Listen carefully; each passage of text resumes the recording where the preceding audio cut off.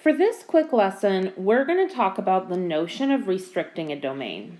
So I have given us, to start with here, an example of a function. It's a quadratic function. The particulars of what it is aren't terribly important, but this is a quadratic function, and so I want to make sure that we all agree this is not a one-to-one function as it presently stands.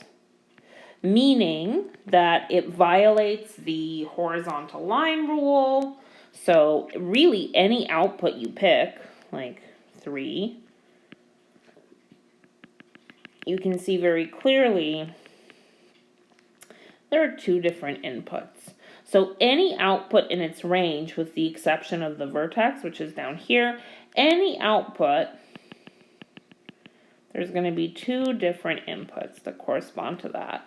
So this is clearly not a one-to-one function. But what you might also see looking at this picture is this dotted vertical line. So this dotted vertical line, which I have in orange here on the picture, this is the line x equals 3. Now you might remember in our conversation about symmetry that we said that the axis of symmetry is any vertical line that the graph looks exactly the same to the left of it as to the right of it. So we can actually write here, whatever this function is, it's symmetric about the line x equals 3. So if you take any input that's, say, 1 unit to the right of 3, and you look at the output that matches to, appears to match to -4, if you were to go 1 unit to the right of 3, or 1 unit to the other direction of 3, so there's 2, sure enough, that matches to the same output. And this is going to be true anywhere. So if you go 2 units to the right of 3, there's 5. That matches to the output -1.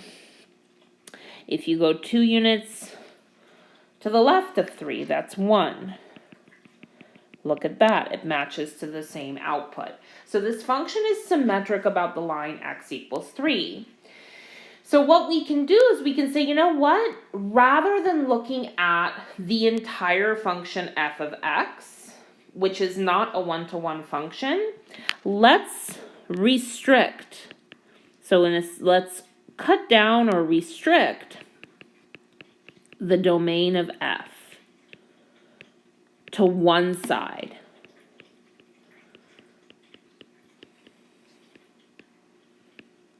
Of x equals 3, of that vertical line. Which side? It honestly doesn't matter. Conventionally, it's the right side, but that's just convention. It's just one of those agreed upon things that it's just easier if we all agree to something. So rather than looking at the entire function f of x, I only look at the part of it that's to the right of this orange line, and I ignore everything that's to the left of it. And I'm looking at this new function, and the way that I denote that I've restricted the domain is I put a little vertical line here, f of x, with the added restriction that we are only looking at the values of the inputs greater than or equal to 3. So this is a one-to-one function, which means that now I can start talking about its inverse, okay? So in this conversation of restricting domains, I want to look at one example with you all, and this is an example that you'll see in your homework, or one very similar to it. So let's say that you have the function f of x is equal to 2x squared minus 4x plus 7, but not left alone with the added restriction that x is greater than or equal to 1. Now, some of you might be asking yourself, and I would actually be happy if you were asking this question, hey, how did you get 3 in this picture example, and how did you get 1 here? That is exactly the question I want you to be noodling on, but we are not going to answer it in this lesson. That's actually a lesson that we'll answer a little bit later, and it's going to come when we start looking at quadratic functions. Okay, cool. So here it is. Again, this function is strictly cut down to x greater than or equal to 1. And I'm going to ask you this. If I know that this is a function that's 1 to 1, then let's actually erase this if, and let's instead write find f inverse of 7. Okay. Well, you have 2 possibilities here. The first is to go through the whole song and dance of finding f inverse of x. So you could actually find f inverse of x, and then plug 7 in. And I actually encourage you to try that. I'm sure you can manage, but it is very, very, very complicated. Not hard. I think you all could do it. But it's actually fairly involved to find the inverse of a quadratic function like this. So rather than thinking about, oh, what's f inverse of 7? Well, for that I need f inverse of x. I'm going to come back to my roots. I'm going to come back to that picture that I've been drawing over and over again. And I'm going to say, okay, f inverse, I want to know, where does f inverse take 7? So you could call it a question mark, or if you wanted to be a little bit more concise, you could call this a. So f inverse of 7 is a, meaning f inverse sends 7 to a. But what else do you know? You know that if f inverse sends 7 to a, that f sends a to 7.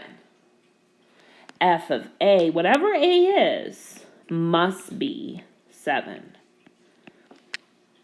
Well, what's f of a? Well, here's f of x. This is what f does to its inputs. It squares them, doubles them, multiplies them by 4, subtracts, and adds 7. So in other words, 2a squared minus 4a plus 7 must be 7. And we can solve this for a. Okay, well, that doesn't seem too bad. We can subtract 7 from both sides, so we end up with 2a squared minus 4a is equal to 0. Then we can factor 2a out. And we get 2 options, that either a is 0 or a is 2. And that's where we remember, wait a minute. In order for this function to have an inverse at all, we had to restrict its domain. So no values that are outside of this are in the domain of our function. So a has to be greater than or equal to 1, which 0 is not. So 0 is not in the domain of f of x, because f of x is that function with the restricted domain. So 2 is, because 2 is greater than or equal to 1.